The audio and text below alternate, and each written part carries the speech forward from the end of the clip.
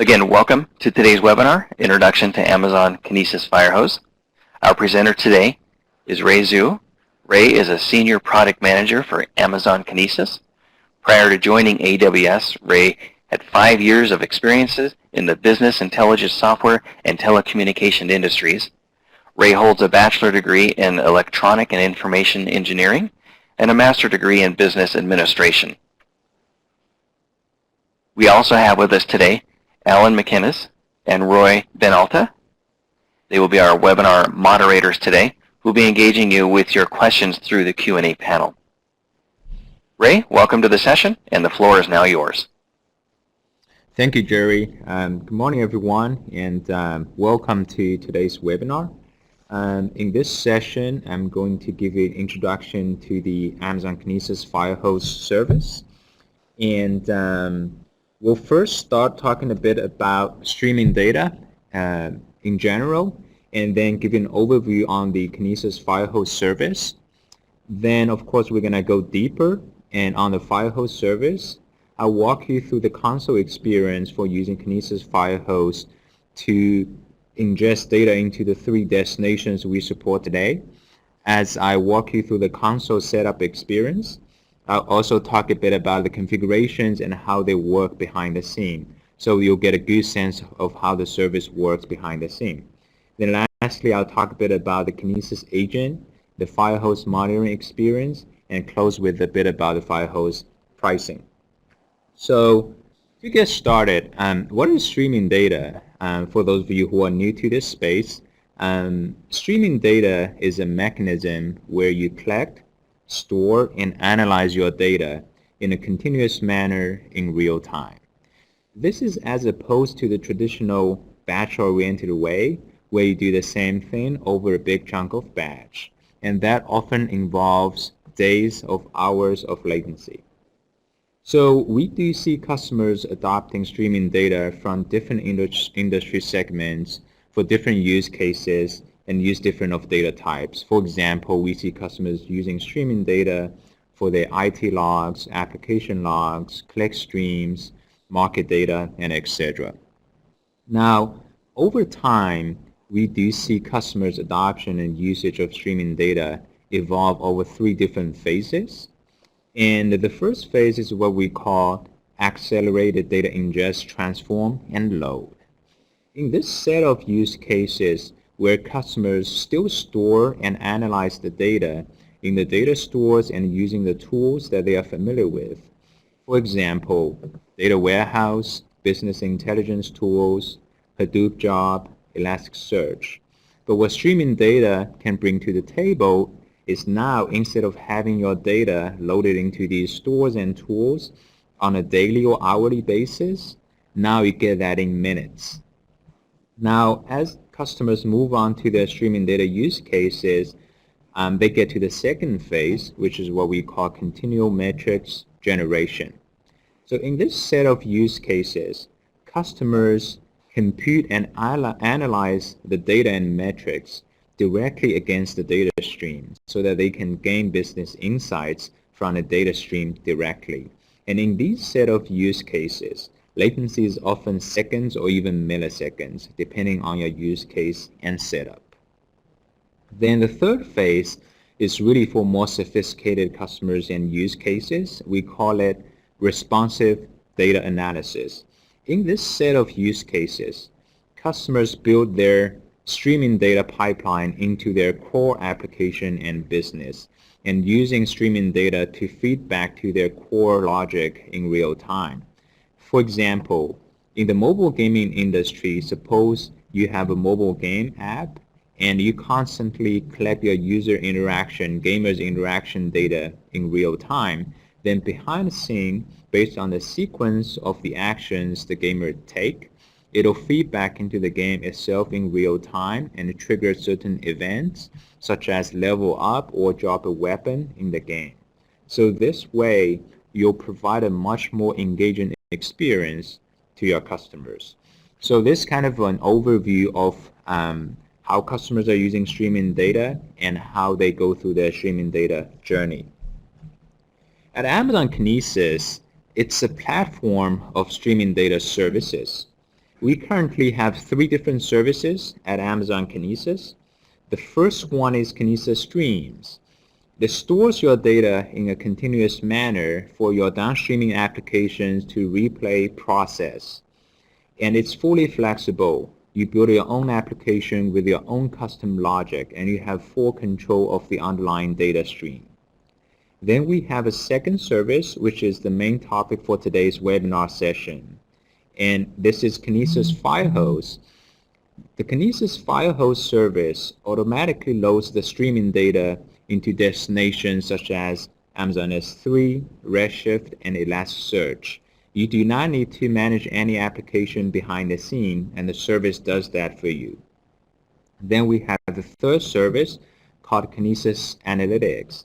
This service allows you to use standard SQL to run queries directly against the data stream, and it can run queries against a Kinesis stream or a Firehose delivery stream. So for those of you who've been paying attention to the previous slide about the 3 phases of use cases that customers go through, you kind of figured it's kind of matched to the services we offer at Amazon Kinesis. And for the first of streaming data use case, the accelerated ingest, transform, and load, you can probably tell the Kinesis Firehose is exactly for that particular use case. It streams your data in near real time into the data stores that we've been using for years. You can still use the favorite analytical tool that you've been using to analyze your data, but now the latency gets reduced down to minutes or even seconds. And Kinesis Analytics allows you to run standard SQL to analyze your data directly against the stream and extract metric from the data stream, and that's targeted for the second set of use case, continual metric generation. And of course, we have Kinesis Streams, a fully flexible infrastructural service for you to build your own streaming data applications, and it's targeted for more sophisticated use cases where we call it responsive data analysis. So this is kind of like a 5 minutes overview for streaming data and what we offer here at Amazon Kinesis. You can see that really streaming data can be applied across a very diverse set of use cases, and at Amazon Kinesis we have a different set of services catering to different use cases. And now let's get into the topic, the main topic we're going to cover today about Kinesis Firehose. So first we'll go through the 3 key concepts of the service. The first one is delivery stream. It's the underlying entity of the Firehose service. You use a service by first creating a delivery stream, and you'll configure your destination options in the delivery stream. Once it's set up, you'll just configure your data producers to send data to your delivery stream. Then behind the scene, the service will automatically deliver the data to the destination that you specified. The second concept is called a record. A data record is the data of interest that your data producer sends to your delivery stream.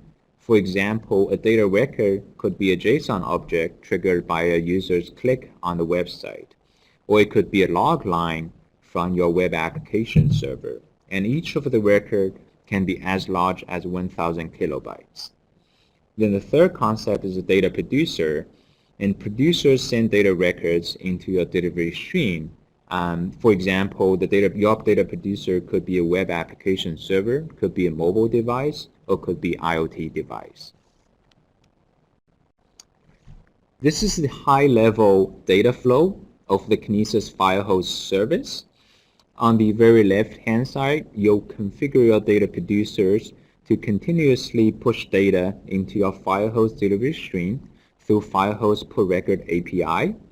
And you can configure hundreds or even thousands of data producers to push into the delivery stream, and it'll scale really well. And on the right-hand side, the destination is already configured in your Firehose delivery stream, and Firehose will continuously push the data into these destinations. And once the data lands into these destinations, you can use your favorite analytical tools to analyze and query the data from these data destinations. Okay, so now you kind of have a good sense of how Firehose work at a high level. Next, I'm going to walk you through how you'd configure a Firehose delivery stream through the Firehose console. First, I'm going to talk about the S3 destination, where Firehose will stream your data into your S3 bucket. Step 1, you go to the Firehose console, choose S3 as the destination, and then specify your delivery stream name.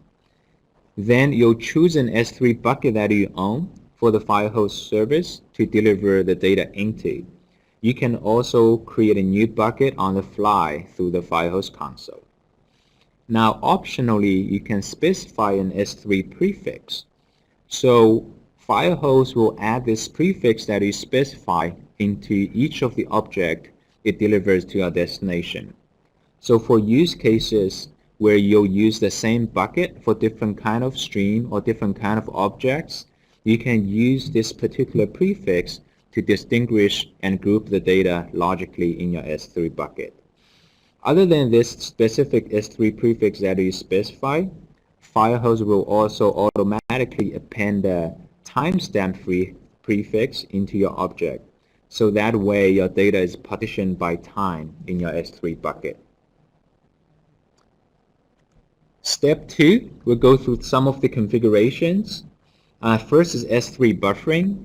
Firehose buffers your incoming streaming data into small batches before we send it to the S3 bucket that you own.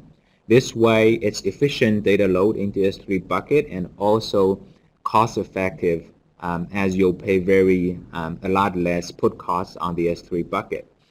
Now, buffering option can be configured around 2 different dimensions. You can either configure buffer minutes or a buffering interval. Buffer minutes can be anywhere from 5 minutes to 60 minutes, and buffer interval can be anywhere from 60 seconds to 12 minutes. Now, whichever condition is satisfied first will trigger the data delivery to your S3 bucket. Then, optionally, you can configure your Firehose delivery stream to compress your data before it delivers data to your destination. You can also choose an KMS key that you own for Firehose to trigger the S3 server-side encryption, so that as soon as the object is delivered to the S3 bucket, the S3 service will encrypt it on the server side with the encryption key that you provide. Then there's also this error logging option. So in case where Firehose is not able to deliver data to your destination bucket, it'll log in an error message to your CloudWatch log group. You can also view that error message from the Firehose console. It'll become very handy for troubleshooting purposes. Lastly, we have this iron row configuration where you explicitly allow Firehose to access the resource you specify in this delivery stream configuration. For example, the particular S3 bucket, the particular KMS key you use in this delivery stream configuration. This way is to ensure that all your resources are securely guarded by AWS, and only Firehose service has access and only to the specific resources you specified in this particular delivery stream. So once the configuration is configured, you click on Next, review all the options, and then click on Create the delivery stream.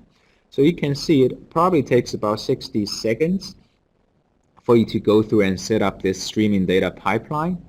And once it's set up, you just configure your data producers to send data to the delivery stream. Then you'll just wait and see the data continuously show up in your S3 bucket. So this is S3 destination. Now let's switch gear a little bit and get into the Redshift destination. Similar console interface. In this case, you'll choose Amazon Redshift as your destination. Again, specify delivery stream. Now on this page, you'll notice a configuration for an intermediate S3 bucket. So the way Firehose to Redshift works is Firehose will first deliver the streaming data into your S3 bucket, and then from the S3 bucket, will continuously issue a copy command to load the data into your Redshift cluster. There are two reasons to have this intermediate S3 bucket. Number one, loading data from S3 bucket to Redshift is still the most efficient way for loading data into Redshift. This way is to ensure we preserve enough resource on the Redshift cluster side so that the resource can be used for you to run queries against. Now the second reason is for whatever reason where the Redshift cluster is not accessible. For example, there might be a network issue or your Redshift cluster is under maintenance or resizing. This way, the S3 bucket ensures that you always have a copy of your data in the S3 bucket so that this way you'll never lose any data. And once your Redshift cluster is back up, you can use the data in your S3 bucket for backfill purpose. The bottom half of the page are the configurations specific to Redshift. You'll first choose a cluster that you own, specify the database name and table name, and in case where the number of data field values within your record doesn't exactly match the number of columns in your table, you can also specify the table columns here for the Firehose service to copy the data into. You'll then specify Redshift username and password, and the Firehose service will use the credential of this user to copy data from S3 to your Redshift cluster. You need to make sure this particular user has insert permission to the table you specify above. And then you can also specify Redshift copy options for custom data load into your Redshift cluster. There's also a retry duration configuration. It can be anywhere from 0 seconds to 2 hours. So in case where Firehose is not able to deliver data to your Redshift cluster, it'll keep retrying for a certain period of time until it gives up and move on to the next batch of data. So for use cases where you care about data recency, for example, a real-time dashboard, you can configure relatively low retry duration so that you can make sure the most fresh data is always get delivered first into your Redshift cluster.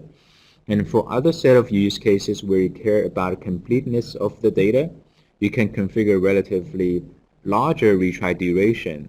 For example, if you configure retry duration to 2 hours, it's normally enough to cover the Redshift maintenance time window so that Firehose will keep retrying until your Redshift cluster finishes the maintenance. But one thing to note that whenever Firehose gives up a retry and move on to the next batch of data records, it always sends an error manifest file into your S3 bucket so that later on you know what are the set of objects the service skipped for copying, and you can do the manual backfill afterwards. Then the bottom of the page is a copy command. So based on the configuration you put into the delivery stream, the Firehose will generate a copy command, and the command you see here on this page will be the exact copy command the service will use to copy the data from S3 bucket to your Redshift cluster. It'll be very handy for you to run a test command through your JDBC or ODBC connector tools before you set up the delivery stream so that you can ensure all the configurations are set up properly. Next page, the configuration page, it's identical to what you've seen under the S3 destination. You'll first configure S3 buffering, compression, and encryption options for data being delivered into your intermediate S3 bucket. Then we also have the error logging feature to log the errors when Firehose is not able to deliver data to your Redshift cluster. And similarly, we have an IAM role option to control strict access to the resources you configure in this delivery stream. After these two steps, you review and finish creating the delivery stream. Again, it's fairly easy and simple just to set up a streaming data pipeline from your data producer to your Redshift cluster. Now lastly, we'll go through the third destination that we support at Kinesis Firehose, which is Elasticsearch. On the first page, you'll configure Elasticsearch service to be your destination, and at the same time specify a delivery stream name. And subsequently, you'll configure the Elasticsearch domain information. You'll pass the domain name into the configuration, specify an index. You can also configure an index rotation so that Firehose will rotate your index on an hourly, daily, weekly, or monthly basis. Because most of the time, customers do not use Elasticsearch as a long-term storage. It'll often rotate the index over time and retire the older ones over time. So depending on your rotation configuration, Firehose will append a timestamp behind the index name while it indexes documents to your Elasticsearch domain. So this way, you can keep the most fresh index and retire the older ones over time. You'll also specify a type for the documents to be grouped in a logical manner on your index. And similarly, there's this retry duration anywhere from 0 seconds, which is no retry, to 2 hours. So in similar cases where your Elasticsearch cluster is not accessible by the Firehose service, the service will keep retrying for a certain period of time as you configure until it gives up and moves on to the next batch set of data documents.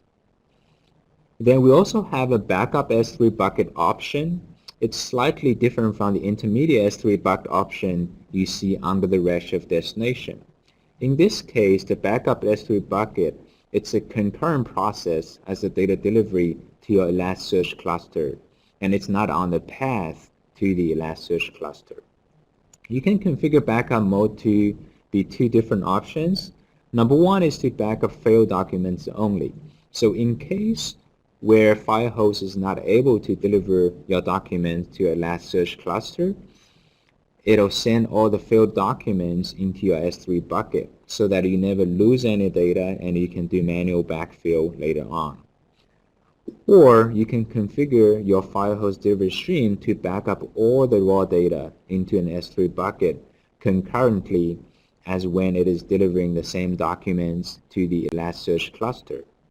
This is very useful for a set of use cases where customers want to use Elasticsearch for real-time data query and analytics, and at the same time, they want to keep a set of data in the S3 bucket for more complicated analysis through EMR or Hadoop jobs.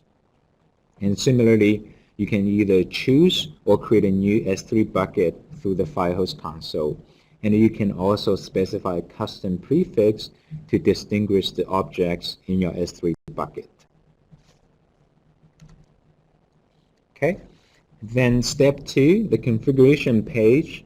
Compared to the S3 and the Redshift configuration page, now we also have a buffering option for Elasticsearch, and that will be different from S3 buffering.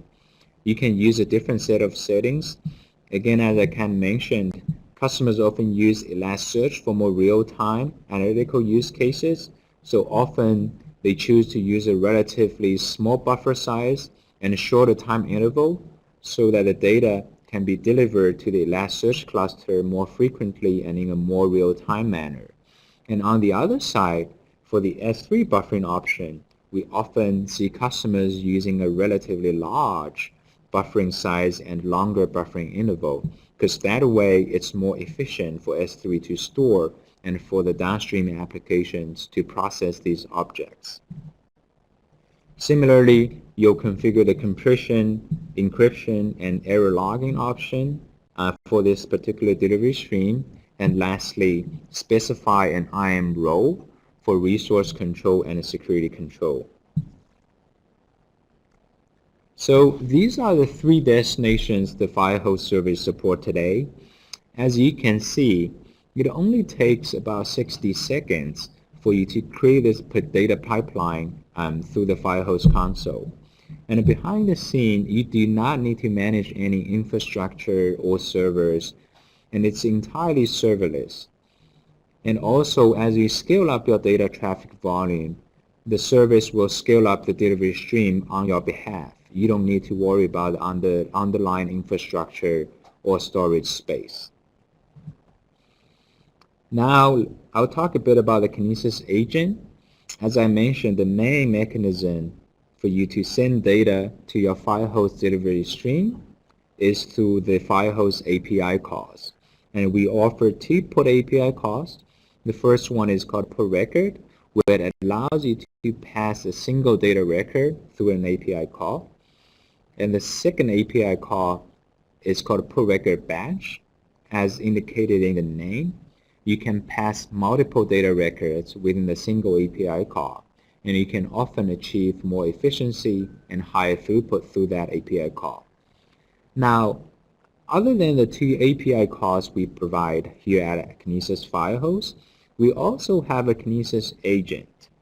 It is a Java software library that helps you to collect and monitor and send data records to your Firehose delivery stream more easily.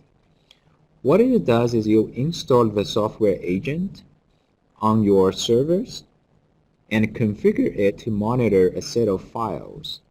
And as new data gets written into these files, the Kinesis agent will automatically pick up these new data records and send it to your delivery stream.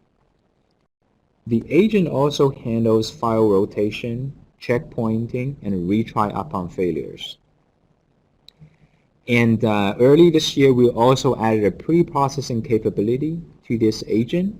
So for certain processing logic, such as parse and convert Apache log and syslog into JSON format, these are built into the agent. You can just configure the agent to do that as it transmits the data into your Firehose delivery stream.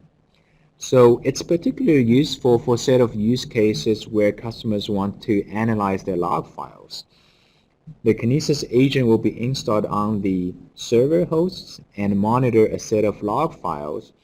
As the new log entry is being written into the log files, the agent will pick up the log line and convert that into a JSON object and stream that directly into your Firehose delivery stream. And behind the scene, you can configure your Firehose delivery stream to stream the data into the Elasticsearch service for direct analysis. So it'll probably take less than an hour for you to set up a streaming data pipeline to analyze your log data in Elasticsearch service or Redshift. And for this Kinesis agent, it'll also emit AWS CloudWatch Metrics for you to monitor the performance of the agent.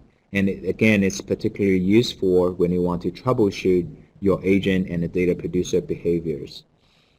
And this Kinesis agent not only works with the Kinesis Firehose service, it also works with the Kinesis Stream service. So it'll also send data to Kinesis Stream. So this is about agent. The next, I'll talk a little bit about the Firehose monitoring experience. So as you can see, the goal of the Firehose service is to make it really simple and easy for you to set it up and use the service. The service is trying to manage as many things as possible behind the scenes so that you don't need to worry about that. And the trade-off for simplicity is often transparency and visibility into the service. So at Kinesis Firehose, we do provide a pretty transparent monitoring experience, so you get the benefit of a fully managed service, but at the same time, you clearly know what's going on behind the scene. We first offer metrics monitoring through CloudWatch Metrics. So you can see the data records, traffic volume being ingested into your data delivery stream. You can see the data flow through your S3 bucket to your Redshift cluster or to your Elasticsearch cluster. So this way you can clearly see the data flow through the whole pipeline and see where issue has happened, if anything has gone wrong. You can also monitor the data freshness of the data being delivered into your destination so that you can tell once the data is being delivered to your final destination, how long it has passed since the data is being ingested into the Firehose service. You can also monitor your data delivery success metric, where you can set alert on. So in cases where the data delivery to your destination fails, you'll receive an email or a text message or trigger a downstream workflow on your side. So this is CloudWatch Metrics. As you see from the error logging configuration option on the creation flow of the delivery stream, we also have this error logging feature through CloudWatch Logs. You can view this set of error messages either through the CloudWatch console or through the Firehose console. So in this case, I've set up a Firehose delivery stream using Redshift as a destination. And as you can see, 2 extra tabs appears on this stream detail page. One is S3 log. It logs the error message where we deliver the data to the intermediate S3 bucket. And the Redshift logs tab, it logs the error message as Firehose copies the data from the S3 bucket to the Redshift cluster. So in this case, you can see from the error message, after I configured the Firehose delivery stream, I actually deleted the S3 bucket so that it's like a fail by intention. You can see that Firehose logs the error message here saying the specified S3 bucket does not exist. Create a new bucket or use a different bucket name that does exist. So it'll become very handy when you set up an alert when the data delivery fail, and then you can come to this error logging page to see the exact error message that has triggered the delivery issue. So in this case, I'll just go ahead and create a new bucket and update my Firehose delivery stream to deliver the data into this new bucket. So this is the monitoring experience for the Firehose service. So as you can see, we're trying to expose as many monitoring mechanisms as possible behind the scene for you to have a clear view of what's going on as the data is being delivered through your Firehose delivery stream. And we also offer a set of troubleshooting features. So in case when the data delivery fails, you can figure out the issue very quickly and resolve that accordingly. Lastly, I'll talk a bit about the Kinesis Firehose pricing. Pricing is fairly simple. As most of the AWS services, it uses pay-as-you-go pricing model. You don't pay for the underlying delivery stream, and you only pay for the amount of data that is being ingested through the Firehose delivery stream. So this is a pricing sample in the US East 1 and US West 2 region. For every gigabyte of data ingested through the Firehose delivery stream, we'll charge 3.5 cents. Regardless of which destination you choose, you'll build by the same pricing dimension and pricing points. One small caveat for the Firehose pricing is for any set of data records that are smaller than 5 kilobytes, they will be rounded up to 5 KB for billing purpose. So for cost-conscientious customers, we often see our customers to pre-batch the data records into close to 5 kilobytes. So this way, you'll save cost on the Firehose service. So this is kind of the brief overview and introduction to the Kinesis Firehose service. And hopefully after this session, you'll have a basic understanding of the streaming data scenario and the 3 services we offer here at Amazon Kinesis. And at the same time, have a good understanding of the Firehose service, how it works behind the scene, what are the set of destinations we support at a Firehose service, and also have an understanding of the monitoring experience and also the pricing dimension for the Firehose service.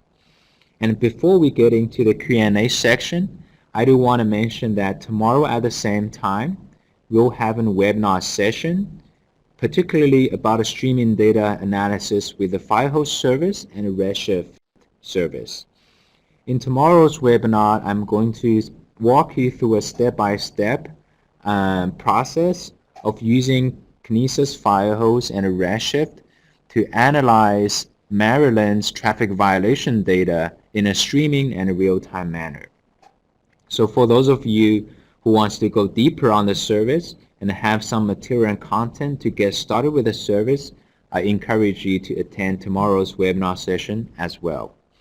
I think now we can open up to questions. All right, well, thank you, Ray. Thanks for the great presentation. Thanks to Alan and Roy for engaging the audience throughout the presentation with our Q&A answers. So again, as some of you have noticed on our screen on the left-hand side, we do have polls open. We do value your feedback, so please go ahead and take time and complete those. You can also add questions in the Q&A panel. You'll see that right above the slide at the top of the screen. So feel free to input those in, and we can continue on with our Q&A.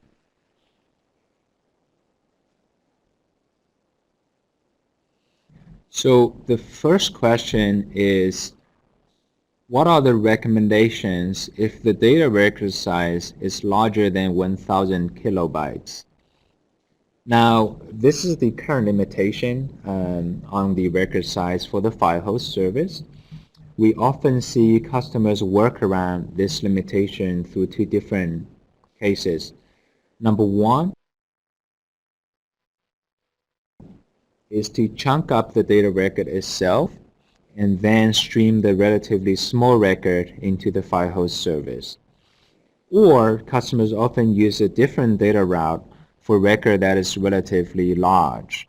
For example, if you are streaming data through Firehose into a S3 bucket, for the data record that is larger than 1,000 kilobytes, customers can have a separate flow to directly put that data record into the S3 bucket. And from the service perspective, we're constantly getting feedback from our customers to raise up these limits. For example, under the Kinesis Stream service, actually we started with a record size limit of 50 kilobytes, and later on we raised that into 1,000 kilobytes. Now, as we continuously getting feedback from our customers, if we see high demand of larger record size, we'll certainly go ahead and raise the service limit down the road.